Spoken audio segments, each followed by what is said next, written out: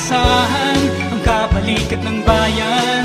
Handog sa miyembro, serbisyo magkabago Express. Ayan, so I hope that you can hear me loud and clear. Okay ba? So okay ba yung yung intro ko? 'Di ba may effect eh. So okay, so let me just share my PowerPoint presentation. Saglit lang.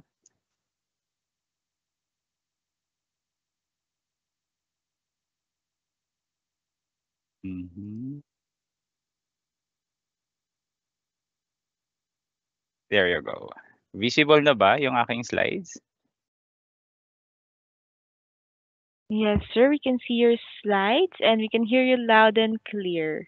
Okay, so again, good morning everyone. So Jomer Gonzalez po from the Member Education Department, and tama po kayo, ang topic natin is kasambahay coverage. Okay, so paano mag-register as a household employer. Okay, and likewise para sa ating mga kasambahay. Actually, natutunan na natin kanina sa discussion ni Ms. Lynn how to secure an SSS number. So that also includes yung mga kasambahay na kukuha pa lamang ng SSS number. So once na mag-secure sila ng SSS number, ang isa-select lang nila is employed because they are considered as employed members. Okay? So for the so let's start. So in SSS, dalawa ho yung ating types of coverage. We have the compulsory and voluntary. So when we say compulsory, the coverage is mandatory. Okay? So under the compulsory coverage, nandiyan si employed in private sector. So that is regardless of your employment status, regular, probationary, contractual. And then we have the self-employed. So diniscuss na kanina yan ni Ms. Lynn, yung the different types of members. And then we have the household helpers, yung ating mga kasambahay. Tandaan po natin na ang ating mga kasambahay, they are not self-employed, neither a voluntary paying member. They are employed. Okay, so hiniwalay lang natin dito to give emphasis na ang coverage po nila ay compulsory. And then OFW, mandatory po yan for both land-based and sea-based. And then we have the voluntary membership. So when we say voluntary, optional yan. So kung gusto mo maging miyembro, pwede, kung ayaw mo naman, so hindi ka pipilitin ng SSS. So under the voluntary coverage, we have the separated member. So kahit alin dyan, under the compulsory, employed, self-employed, household helper, OFW, you used to be an employed member, self-employed, household helper, OFW, natigil sa paghuhulog, and then gusto mo ipagpatuloy, okay? So pwede po yan as a separated member. And then we have the non-working spouse, okay? So ito po yung asawa ng isang actively paying member. So as discussed also by Ms. Lynn kanina, so ang non-working spouse, ang i-declare nilang kita kalahati, yung kalahati ng kinikita ng kanilang asawa. And of course, for the documentary requirements, marriage certificate, okay? But kagaya ng topic natin, binanggit ko po, we will emphasize on the coverage for kasambahay. Okay? So, sino-sino nga ba yung kasambahay? Sino ba yung maituturing natin na kasambahay? So, under the Republic Act number 10361 or the Domestic Workers Act, so under Section 4. So, ang domestic workers or kasambahay refers to any person, okay, engaged in domestic work within an employment relationship. Okay? So, pagka sinabi ho natin kasambahay, sino-sino po ba yan? So, under the kasambahay law, okay, so all kasambahay engaged in domestic work, whether on a live-in or live-out arrangement, so such as but not limited to the following: general house helper, yaya, cook, gardener, laundry person, working children or domestic workers, and yung mga occupational basis. Okay? So, sila po yung maituturing natin na kasambahay. Okay? So, under the kasambahay law. Okay? Or RA 10361.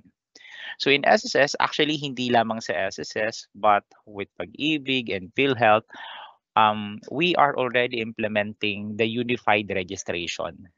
So, unified registration for both household employer and household helper. Okay, so this is effective December 3, 2016. So matagal-tagal na po ito. Okay? So, nung in-implement natin yung Unified Registration System na kung saan pag pumunta po ang isang kasambahay kay SSS at sila ay mag-secure ng SSS number, okay? Automatic po na sila rin ay mare-register under Pag-ibig and PhilHealth.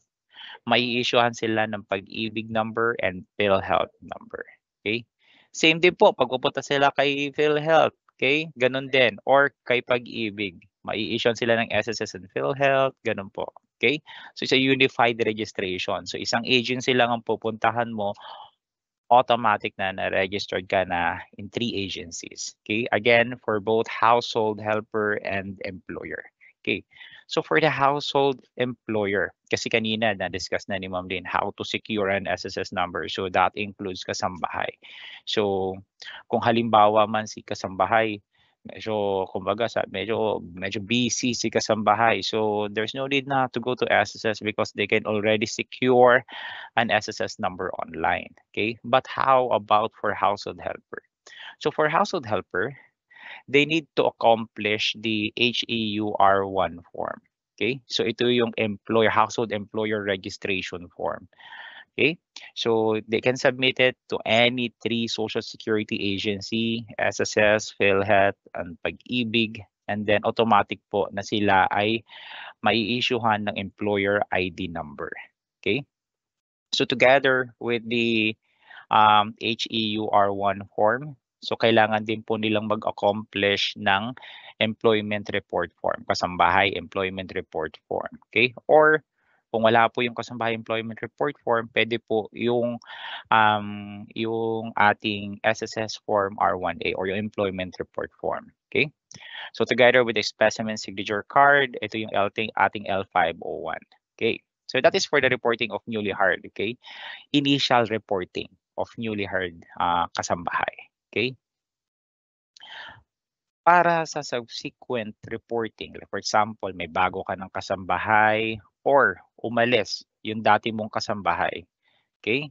So ano yung form na gagamitin natin? Okay? So ang gagamitin natin is yung form R1A. Okay? SSS form R1A. So yan yung gagamitin natin. Okay? But then for the reporting, pwede na ho yan through the CCL then. Okay? The contributions collection list. Doon pwede na natin silang i-report as separated there. Okay? So yung R1A form, okay, yung physical form, gagamitin lang natin yan for the initial reporting of kasambahay. But for the subsequent, ang gagamitin na ho natin, okay, wala nang form because online na siya. Okay, yung online R1A. That is why for household employer, they are required na mag-register po sa My.SSS. So they need to have a My.SSS account kasi dito yun po ang kailangan nila, okay? Kasi doon po yun po yung i-access ng ating mga household employer para mai-report yung kanilang mga bagong kasambahay and also at the same time to submit yung contributions collection list. Okay. So para mas maging familiar tayo with the form, so ito po yung ating kasambahay unified registration form.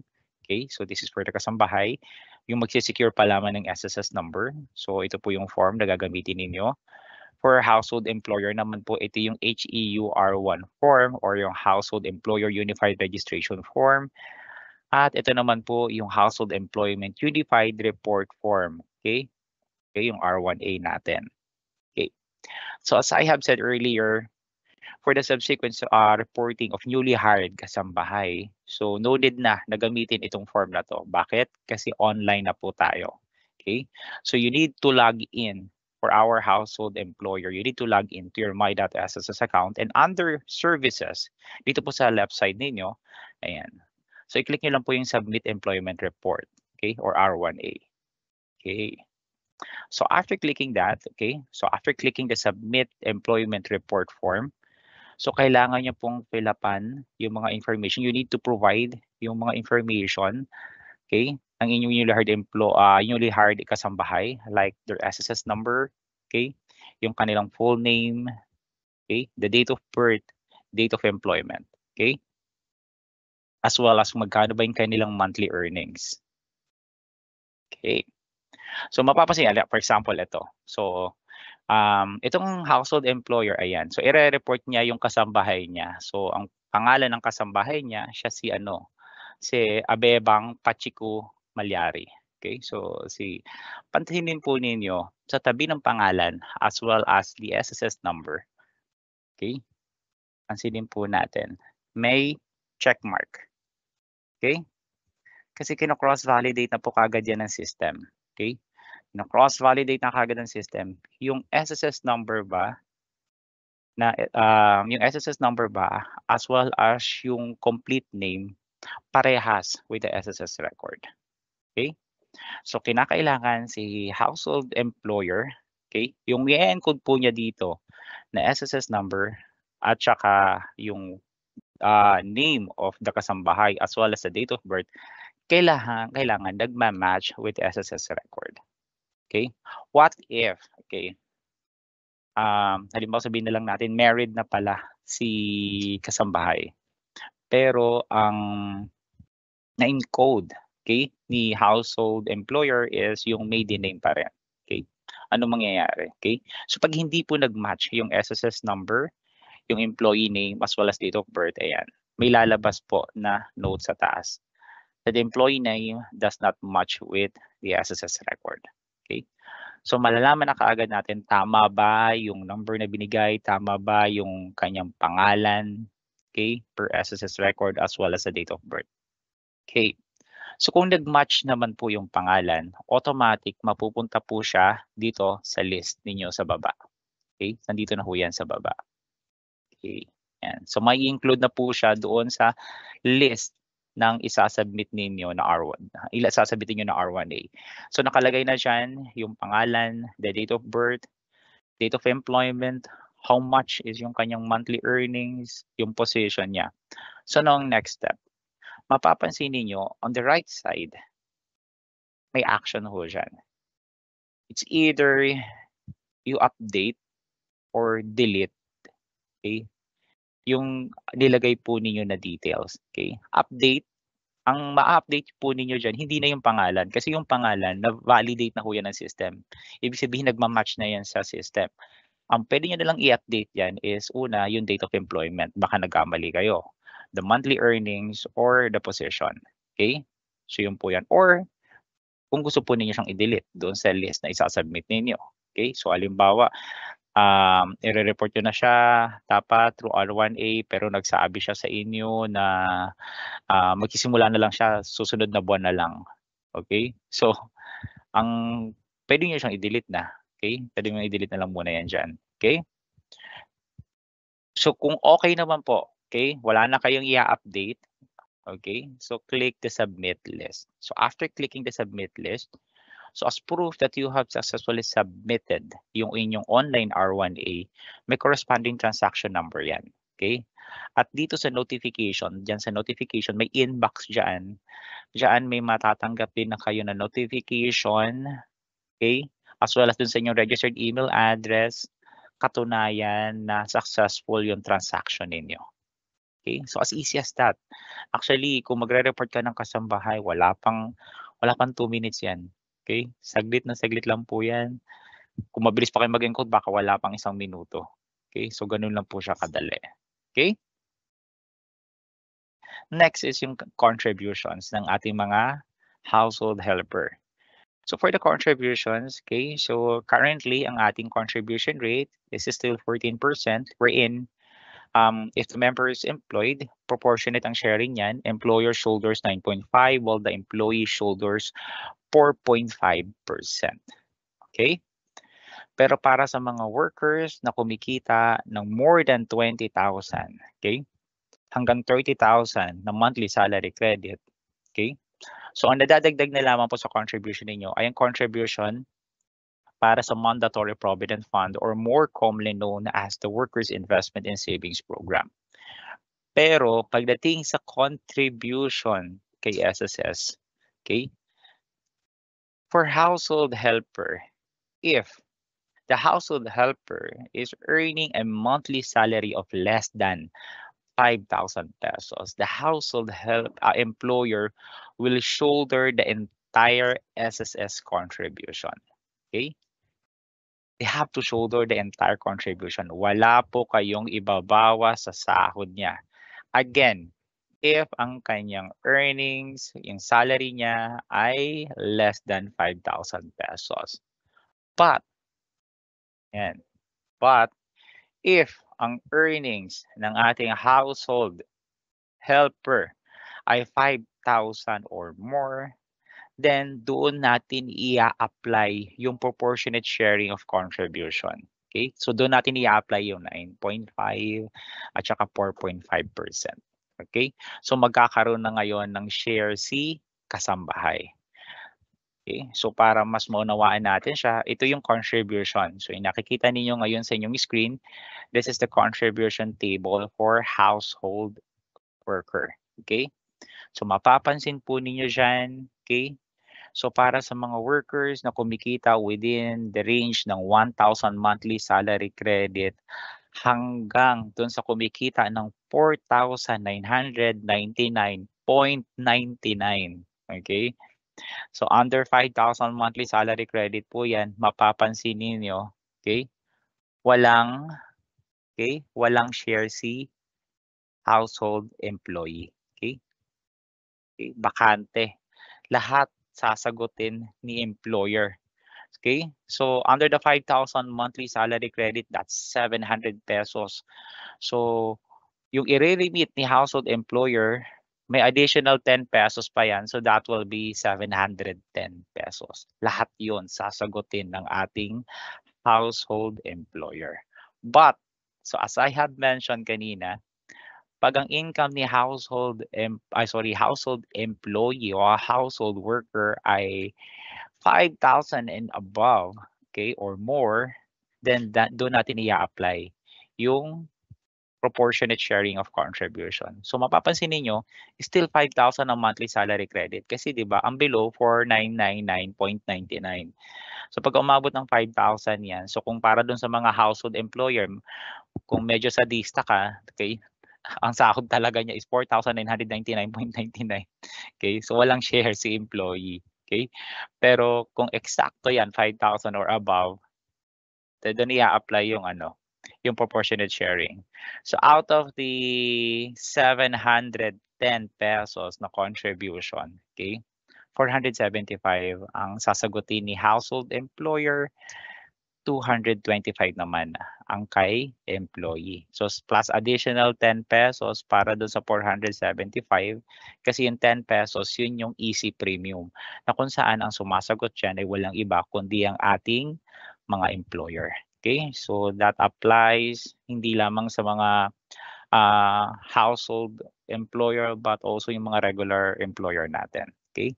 Yung easy premium sinasagot yan ng ating mga employer. Okay? Pero just imagine, pasasahurin mo yung empleyado mo na 5,000 pesos. Okay? What is 225, di ba? Imagine mo naman yung 225 pesos, kukunin mo pa ba yan kay household employer mo, di ba? Napakaliit na halaga kumpara doon sa serbisyo, okay, na inaalay nila para sa atin, di ba? So wag na, di ba? Kaya na natin yan. 225 pesos na yan, ano lang yan, ano bang tawag nito? Ilang litro ng Coke lang yan, okay? Pansinin naman niyo yung maximum, okay? So para doon sa mga kasambahay, earning more than 20,000 pesos, so yung contribution for the regular Social Security program, hindi na ho yan nababago. So ang nabadagdag na lang po dyan ay contributions for the Workers Investment in Savings Program or mas kilala bilang WISP. Okay? So hanggang 30,000 monthly salary credit po yan. Okay? So again, para mas maunawaan natin yung contribution, so let's have an example. So si Rico, who is a gardener, na kung saan yung kanyang monthly salary, okay, ay nasa 7,000 pesos. So magkano yung kanyang magiging monthly contribution? Okay, so again, sa 7,000 pesos, we will apply yung 14,000 contribution rate. 9.5 employee, 9.5 kay employer, 4.5 naman kay household worker. Okay?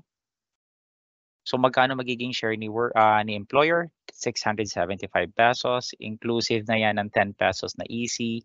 And then for employee naman, 315 for a total of 990 pesos. Okay? Again, that is already inclusive of easy contribution na kung saan sinasagot yan ng ating mga employer. Okay? For the deadline of payment, so you can either pay monthly or quarterly, pero galin na lang natin monthly, 'di ba? Huwag na natin gawin yung huwag na natin gawin yung quarterly kasi mas maigi yan ng monthly. Although ito po, madalas na naririnig namin every time na we hold seminars para sa ating mga kasambahay. Ang laging sinasabi minsan ng ibang mga household employer, pinaghuhulog ko naman yung aking kasambahay, binabayaran ko naman siya. Actually, ako na nga ang nagbabayad lahat. Binibigay ko na sa kanya, siya na yung nagbabayad. Pero nagbabayad siya ng contribution niya as a voluntary paying member. Okay? So, again, maganda, pinagbabayad natin yung kasambahay natin. Pero 'di ba, konting effort na lang. So, konting effort na lang, itama na natin, 'di ba? So again, they are not they are not voluntary paying member, neither a self-employed. They are employed. Okay? So ang kailangan lang naman natin is to report them. Okay? To report them, to register as a household employer and then report them in SSS. Okay? So para po magiging category nila employed. Okay? Anong kagandahan pagka-employed ang isang miyembro? Aside from the benefits na pwede po nilang matanggap under the Social Security Program, so that's sickness benefit down to funeral, for any work-related contingencies, meron din po silang benefit na makukuha under employees compensation na wala sa mga voluntary paying member. Okay? So yun yung advantage. Pagka ang kasambahay ay ni-report natin, okay, as employed, okay, ni-report natin sila as our employee, okay, nag-register tayo as household employer. Okay. So next naman, nagiging ibang reason ng ating mga household employers, mahirap gumawa kasi ng collection list, ang hassle, di ba? Ngayon, yan ang magiging next topic natin. How to create a contributions collection list online. Okay? So no need na to fill up any form. Okay? So kasi pwede nyo nang gawin yung contributions collection list ninyo online at one time nyo lang siyang gagawin. Okay? So yun yung ituturo ko ngayon sa inyo. Okay? So again, ang kailangan mo lang gawin is to log in to your My.SSS account. Okay? So once na naka-login ng ating employer sa kanilang My.SSS account, so pumunta lang kayo dun sa PRN menu. Okay? Payment reference number. And then i-click nyo lang po yung contributions. Okay?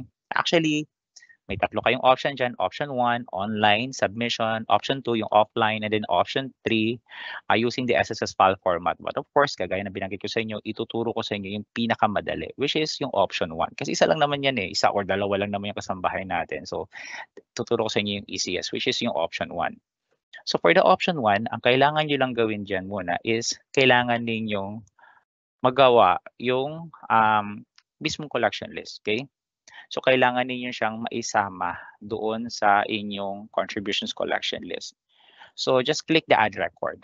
Okay? So, after clicking the add record, ang kailangan mo lang gawin is to encode the correct SSS number of your household helper.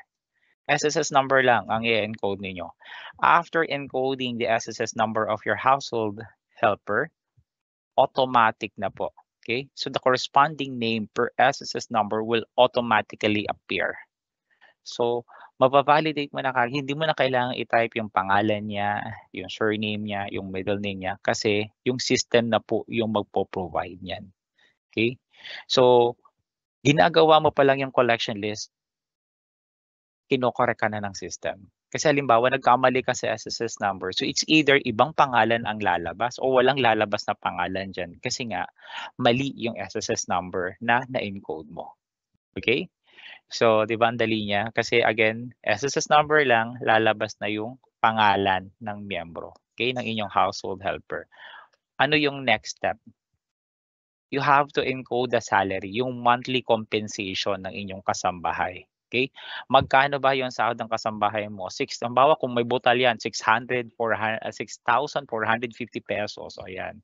So include mo lang, magkano ba yung nasa contract ninyo, magkano ba yung usapan ninyo na magiging monthly compensation niya. So yan yung i-encode mo dyan. Okay? So after encoding the monthly compensation, okay? So magko-compute na yan si system magkano, okay? Magkano kung yung magiging share ni worker at magkano yung magiging share ni employer. Okay? So madedetect na kaagad ang system yan. Kung halimbawa multiple, okay? Dalawa yung kasambahay mo na hinar mo, okay? So mag-a-add ka lang uli. Okay? So add lang uli. Okay? Click mo lang add record. And then after encoding, okay, click mo lang yung save records. Okay? Once na na-encode mo na lahat yan, so click on the save records button to save the encoded records and then go back dun sa record selection page. Okay? So ang next step na is to click the confirm list. Okay? So click mo lang yung confirm list. Okay? So after confirming the list, so the system will display the contributions collection list for the final review. Okay? So click the checkbox, yung I agree to the above list to the employee. Okay? So i-click mo lang yan and then click submit. Okay.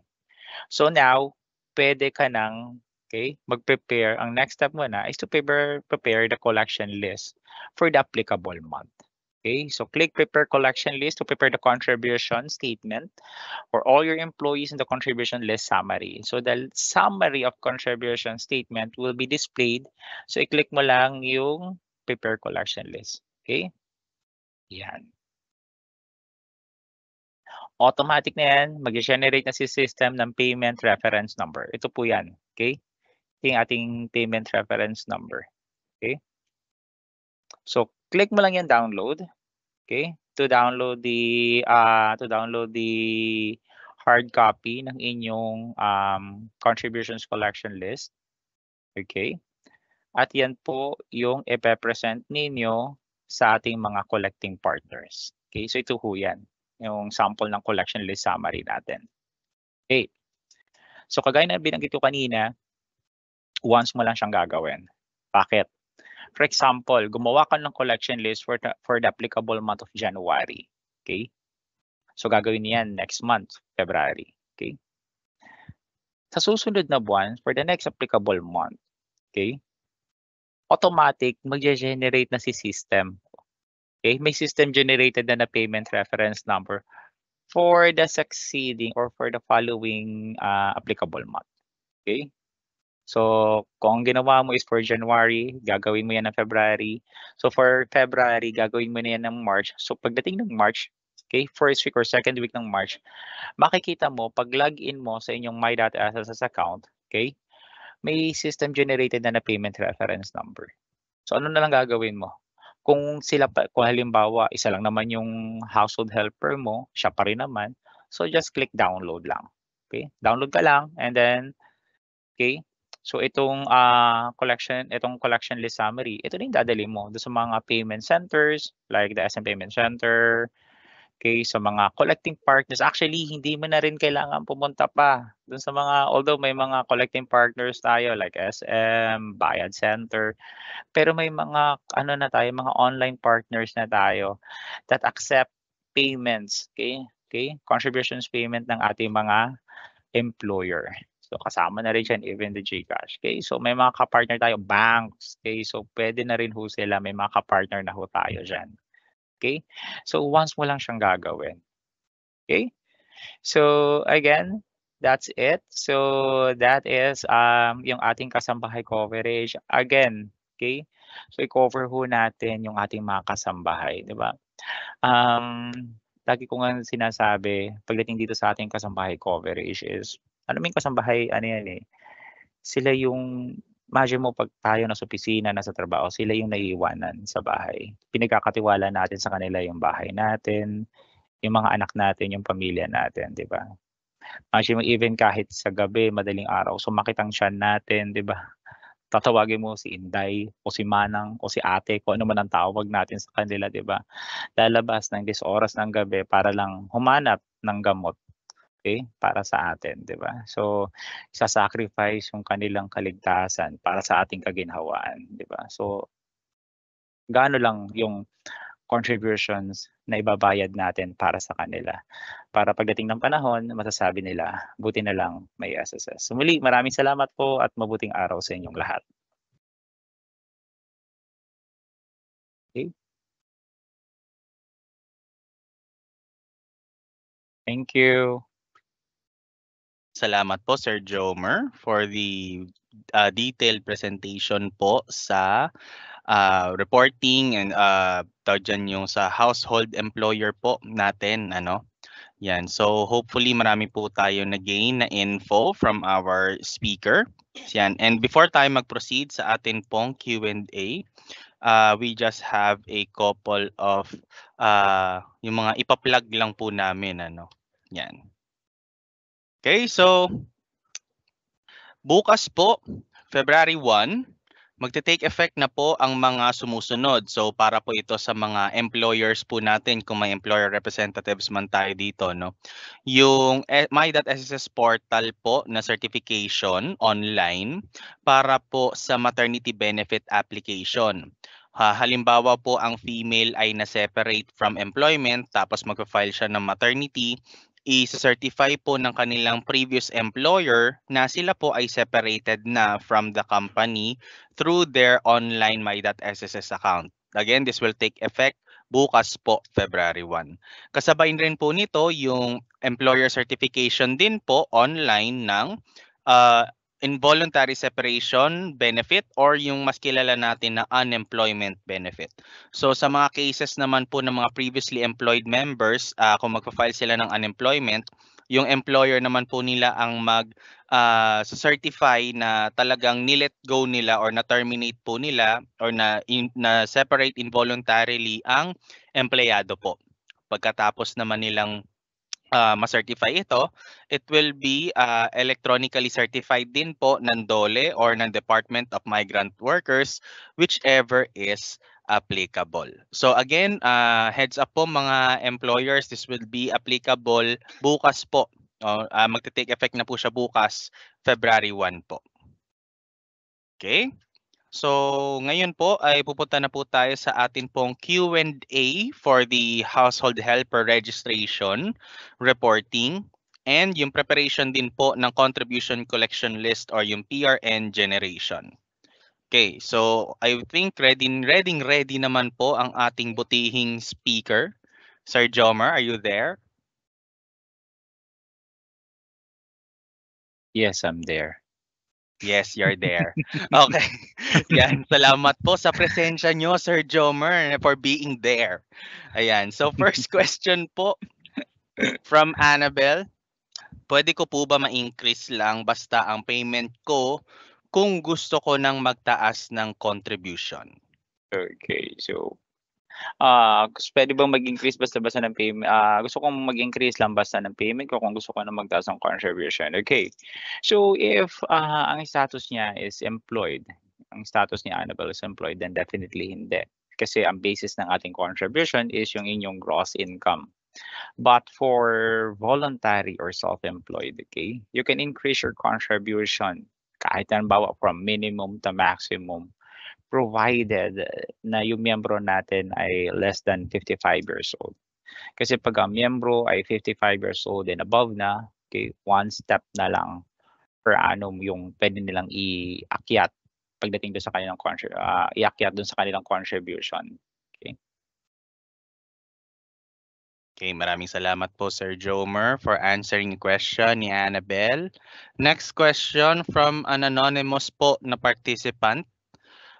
For non-working spouse po, okay, kaso yun nga lang sir, hindi sila legally married. May previous contribution po siya. Ano po ang magiging category niya if gusto niya mag-continue as voluntary?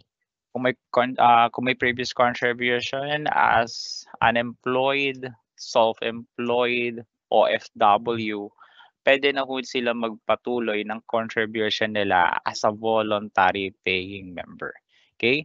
So, for the non-working spouse, kasi pag sinabi nating non-working spouse, yung magre-register as non-working spouse, as I have said, una yung documents na kakailanganin dyan na isasubmit nila is marriage certificate. And at the same time, ang pwede lang mag-register as non-working spouse is yung mga asawa na totally hindi pa naka-register kay SSS or probably have secured an SSS number pero hindi nagamit for employment purposes or as a self-employed or as an OFW. Okay, maraming salamat po Sir Jomer. So next question from another anonymous po. Hindi ko na po alam kung pang ilang anonymous na ito. Yan, para po sa dating employed and gusto nilang ipagpatuloy yung kanilang contribution. For example, daw March 2023 ang last contribution until now. Do we need to cover yung mga previous months daw po? I think na hindi po niya nabayaran.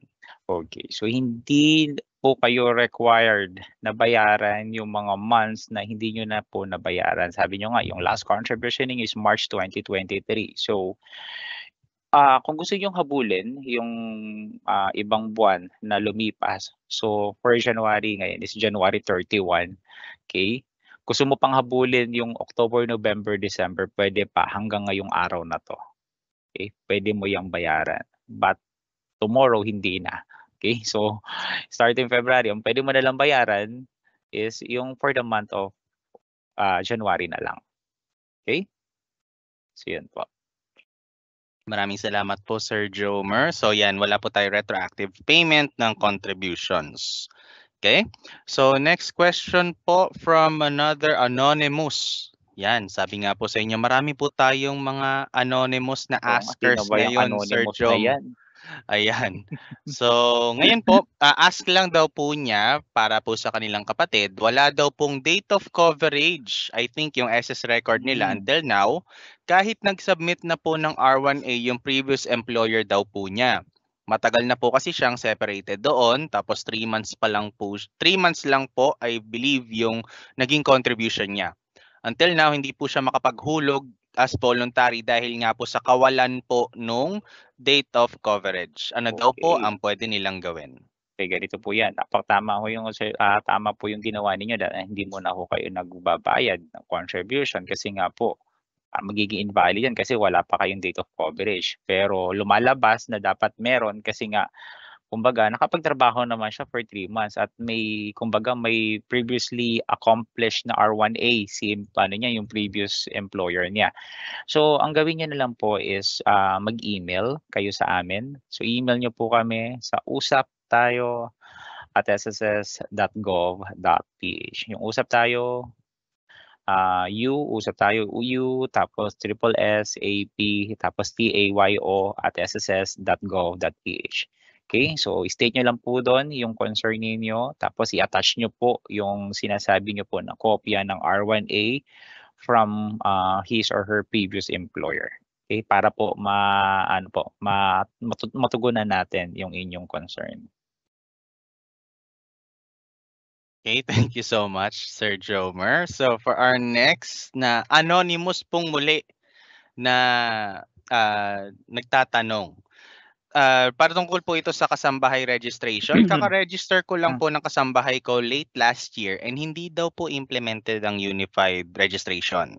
Pumunta daw po siya sa SSS and need ko daw mag-register separately sa PhilHealth and Pag-ibig. Please clarify and confirm. O anong branch yan? And ano lang po, most probably ma'am, nung pumunta ho kayo, baka nag-down lang ho yung system. Kasi ganito ho yan. Yung ating, matagal na ho, sabi ko nga po kanina, 2016 pa lang ini-implement na natin yung unified registration. But in some cases, minsan pagkapunta ho, minsan nagda-down yung system natin. Kaya naman pagka ganun ho kasi nagda-down yung iba ho yung system kasi ng unified registration. So minsan yung system nila parang ikot lang ng ikot. So hinihintay ho kasi natin doon is ma-issuehan din kayo ng employer number para sa PhilHealth and Pag-ibig. So in some cases na minsan nagda-down, okay? So kaya po ginagawa namin, ang pinapayo na lang ho natin is to go to PhilHealth and Pag-ibig para doon sa individual separate registration. Okay? Again, nangyayari lang ho yan minsan pagka nagda-down ho yung system natin para sa unified registration. Okay? Okay, maraming salamat po Sir Jomer. So for our last question from Ria, no, ang question daw po niya, kung wala na daw po ba siyang kasambahay, active pa daw po ba yung kanyang employer account? If wala na daw po siyang kasambahay, pwede daw po ba niyang i-close yung or i-end yung pagiging employer po niya or yung account niya as employer? Okay, so hindi niyo naman ho kasi totally mako-close talaga yan. So, ang mangyayari lang ho dyan is, just in case na if ever magkaroon kayo ng kasambahay uli, so yun po. So, gagamitin niyo lang, same account pa rin naman po eh. Same employer ID number, same employer account. So, yun pa rin. Okay, maraming salamat po Sir Jomer for answering yung atin pong mga questions patungkol po sa reporting and coverage ng kasambahay at pati na rin po yung generation ng collection list po natin. So may parting words ba tayo Sir Jomer before we let you go? Okay, so before I let you go, I will never know. So ganito yan. So parting words natin para sa ating mga participants ngayon. Okay, so again, kagaya nga po na nabanggit ko kanina. 5,000 pesos na monthly salary credit. Imagine nyo, 225 pesos. Sisingilin mo pa ba yun sa ating kasambahay? Diba? Kukunin mo pa ba yun sa sahod nila? Diba? Napakaliit na halaga. Okay? Kapalit ng dedikasyon, ng serbisyo, ng kumbaga pag-aalay ng kanilang buhay na nga eh, 'di ba? Kasi may iba diyan, dalaga pa lang nasa atin na ayun, tumanda na, okay? Nakalimutan na mag-asawa, nasa atin pa rin, 'di ba? Kasambahay pa rin natin. Inaalagaan tayo mga bata pa kasambahay na natin, yaya na natin, 'di ba? Hanggang ngayon, yaya na magiging mga anak natin, 'di ba? Again, napakaliit na halaga kumpara doon sa serbisyo na inalay nila sa atin. So muli, maraming salamat po at mabuting araw. I-cover ho natin yung ating mga kasambahay. Maasahan ang kabalikat ng bayan, handog sa miyembro, serbisyo magkabago. Express